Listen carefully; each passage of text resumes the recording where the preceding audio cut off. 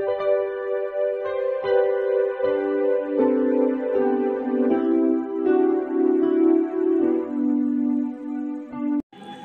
Students, প্রথমেই UK educational টিপসের পক্ষ থেকে তোমাদের সকলকে স্বাগত জানাই। Third semester MDC education suggestion হিসেবে আজকে যে ভিডিওটি দেওয়া হয়েছে তোমরা লক্ষ্য করো। বাঁকুড়া ইউনিভার্সিটির এডুকেশনের মেজর এবং মাইনর স্টুডেন্টদের জন্য এনভায়রনমেন্টাল এডুকেশনের উপর যে প্রশ্নোত্তরগুলো দেওয়া হয়েছে তোমরা এগুলি তৈরি করে যেও। প্রথমে আমরা 2 নম্বরের বাছাই করা কিছু গুরুত্বপূর্ণ প্রশ্নোত্তর দেখি। প্রথম প্রশ্ন হচ্ছে, পরিবেশ বলতে কী বোঝায়? পরিবেশ বলতে আমাদের পারিপার্শ্বিক অবস্থাকে বোঝায়, অর্থাৎ যে সকল পারিপার্শ্বিক অবস্থা প্রত্যক্ষ ও পরোক্ষভাবে জীবের সৃষ্টি, বৃদ্ধি ও অস্তিত্ব রক্ষায় সাহায্য করে তাকেই পরিবেশ বলে। 2 হচ্ছে, পরিবেশের উপাদানগুলি কয় প্রকার ও কী?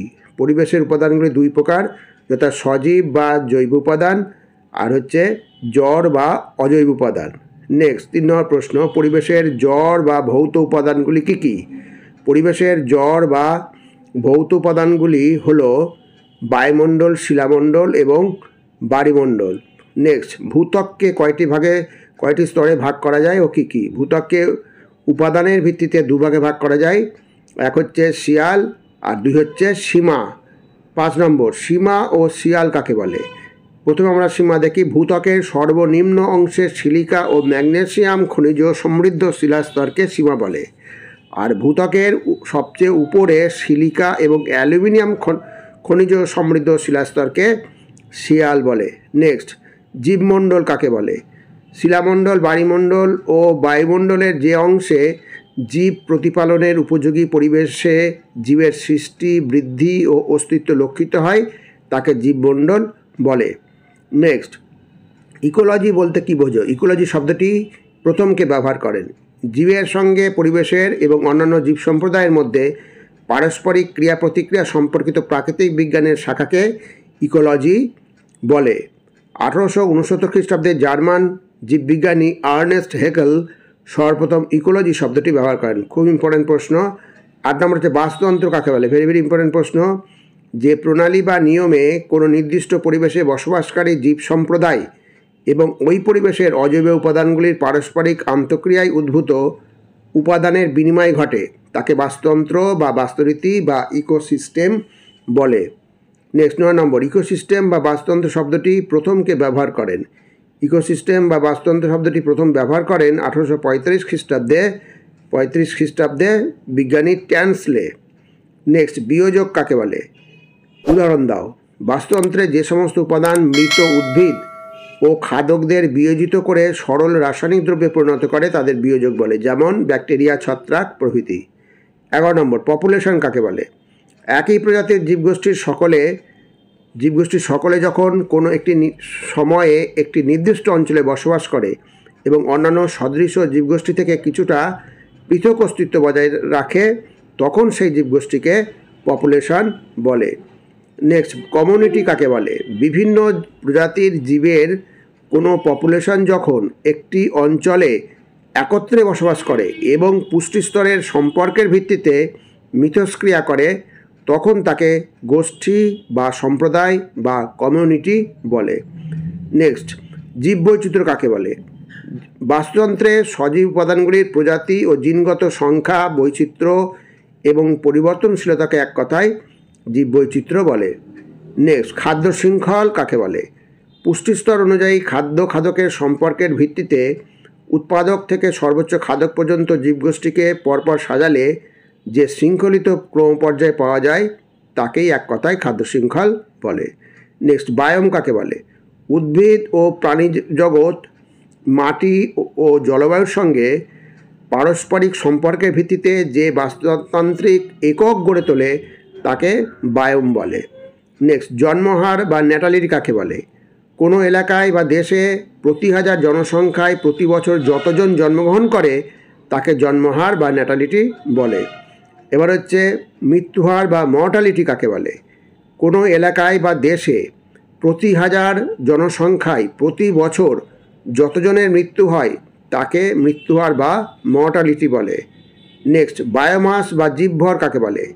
পৃথিবীর কোনো নির্দিষ্ট অঞ্চলের জীবের সংখ্যা বা পরিমাণকে সেই স্থানের বায়োমাস বা জীবভর বলে।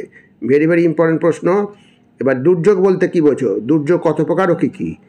প্রধানত প্রাকৃতিক কারণে এবং কখনো কখনো মানুষের কারণে পরিবেশে এমন কিছু ঘটনা ঘটে যখন স্বাভাবিক জীবনযাত্রা সাময়িকভাবে ব্যাহত হয়, জীবন, স্বাস্থ্য ও সম্পত্তিহানি হয় এবং পরিবেশের পক্ষে এক ভীতির সঞ্চার হয়, তাকে দুর্যোগ বলে।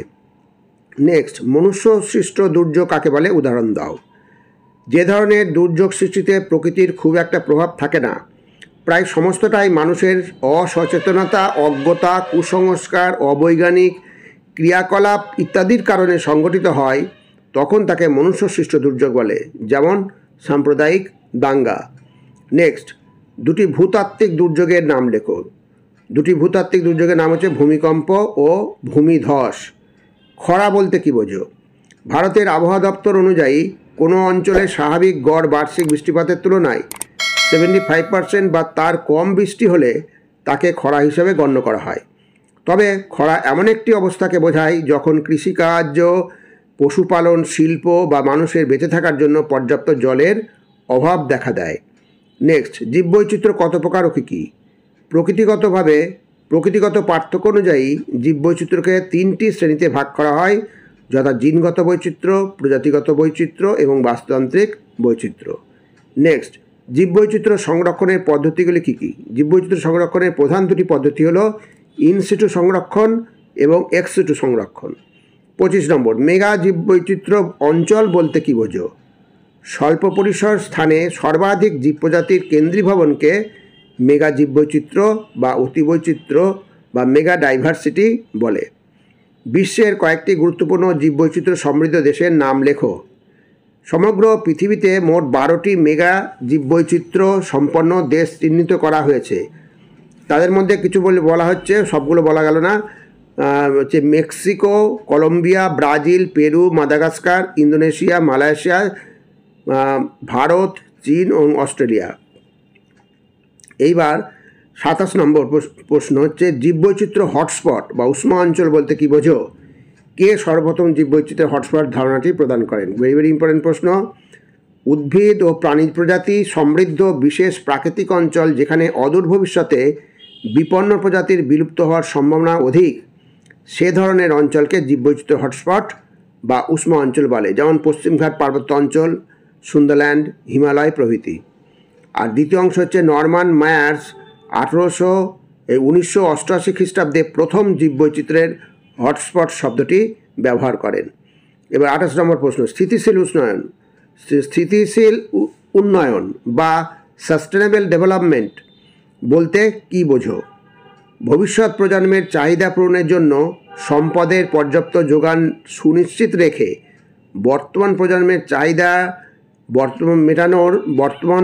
চাহিদা মেটানোর ধারণাই হলো সুস্থায়ী বা স্থিতিশীল উন্নয়ন বা সাস্টেনেবল ডেভেলপমেন্ট। এই সাস্টেনেবল ডেভেলপমেন্ট কথাটা লিখে দেওয়ার অর্থ হচ্ছে, এর বাংলাটা বিভিন্ন রকমভাবে হয়, কখনো সুস্থায়ী উন্নয়ন, কখনো স্থিতিশীল উন্নয়ন, কখনো কখনো টেকসই উন্নয়ন, বিভিন্ন নামে প্রকাশ করে। অতএব সাস্টেনেবল ডেভেলপমেন্টটা মনে রাখবে। 29 নম্বর, কত খ্রিস্টাব্দে সুস্থায়ী উন্নয়নের উপর বিখ্যাত রিপোর্ট আওয়ার কমন ফিউচার প্রকাশিত হয়েছিল? 1987 খ্রিস্টাব্দে সুস্থায়ী উন্নয়নের উপর বিখ্যাত রিপোর্ট আওয়ার কমন ফিউচার প্রকাশিত হয়েছিল। এবার বিশ্ব উষ্ণায়ন কোন ধরনের দুর্যোগ? বিশ্ব উষ্ণায়ন ক্রমপুঞ্জিত মনুষ্য সৃষ্ট দুর্যোগের অন্তর্গত। এবার সমুদ্রের তলদেশে সৃষ্ট ভূমিকম্পের জেরে উপকূলের জলোচ্ছ্বাসকে কি বলা হয়ে থাকে? সমুদ্রের তলদেশে সৃষ্ট ভূমিকম্পের জেরে উপকূলে জলোচ্ছ্বাসকে সুনামি বলা হয়ে থাকে। প্রাকৃতিক দুর্যোগ কাকে বলে? উদাহরণ দাও। কোনো নির্দিষ্ট ভৌগোলিক অঞ্চলে বিভিন্ন প্রাকৃতিক কারণে সৃষ্ট আকস্মিক ঘটনার প্রভাবে যখন মানুষের জীবন ও সম্পত্তিহানি ঘটে এবং স্বাভাবিক জীবনযাত্রা স্তব্ধ হয়ে সাময়িক ক্ষতির সৃষ্টি হয়, তখন সেই ঘটনাকে প্রাকৃতিক দুর্যোগ বলে, যেমন অগ্ন্যুৎপাত, দাবানল প্রভৃতি। এবার 5 এবং 10 নম্বরে কতগুলো প্রশ্ন দিয়েছে, প্রশ্নগুলো খুব অবশ্যই করে যেও। পরিবেশ বলতে কী বোঝো? পরিবেশের বিভিন্ন উপাদানগুলি সম্পর্কে আলোচনা করো অথবা পরিবেশের মুখ্য উপাদানগুলির আলোচনা করো। পরিবেশ শিক্ষা কাকে বলে? পরিবেশ শিক্ষার গুরুত্ব সম্পর্কে আলোচনা করো। বাস্তুতন্ত্র কাকে বলে? বাস্তুতন্ত্রের বিভিন্ন উপাদানগুলির সংক্ষিপ্ত বর্ণনা দাও। নেক্সট হচ্ছে ইকোলজি বা বাস্তুবিদ্যা বলতে কী বোঝো, কে সর্বপ্রথম ইকোলজি শব্দটি ব্যবহার করেন, বাস্তুবিদ্যা পাঠের উদ্দেশ্যগুলি কী কী, বাস্তুতন্ত্র বা ইকোসিস্টেম কাকে বলে, বাস্তুতন্ত্র শব্দটি কে প্রথম ব্যবহার করেন, বাস্তুতন্ত্রের বৈশিষ্ট্যগুলি উল্লেখ করো। নেক্সট হচ্ছে জীববৈচিত্র্যের সংজ্ঞা দাও, কে প্রথম জীববৈচিত্র্য শব্দটি ব্যবহার করেন, পরিবেশের উপর জীববৈচিত্র্যের গুরুত্ব আলোচনা করো। নেক্সট জীববৈচিত্র্য বলতে কী বোঝো, বিভিন্ন প্রকার জীববৈচিত্র্যের বর্ণনা দাও।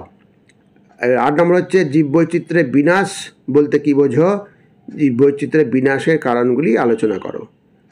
আর পরে 3টে প্রশ্ন আছে, সুস্থায়ী উন্নয়নের সংজ্ঞা দাও, সুস্থায়ী উন্নয়ন বা সাস্টেনেবল ডেভেলপমেন্টের মূল নীতিগুলি আলোচনা করো। নেক্সট হচ্ছে দুর্যোগ কাকে বলে, উদাহরণ সহযোগে দুর্যোগের শ্রেণীবিভাগ করে আলোচনা করো। আর হচ্ছে দুর্যোগ ও বিপর্যয়ের মধ্যে পার্থক্য। মোটামুটি কয়েকটা প্রশ্ন দিলাম, এই প্রশ্নগুলো ভেরি ভেরি ইম্পর্ট্যান্ট, এখান থেকে প্রশ্ন তো আসার চান্স খুবই বেশি। যাই হোক স্টুডেন্টস, ভিডিওটি যদি ভালো লাগে অবশ্যই সাবস্ক্রাইব করো, এর সাথে একটা লাইক দিও এবং তোমার ফ্রেন্ডসদের মধ্যে ভিডিওটি শেয়ার করো। তাহলে স্টুডেন্টস আজকে এখানেই শেষ করি। তোমরা ভালো থেকো, সুস্থভাবে পরীক্ষা দিও। Thank you very much.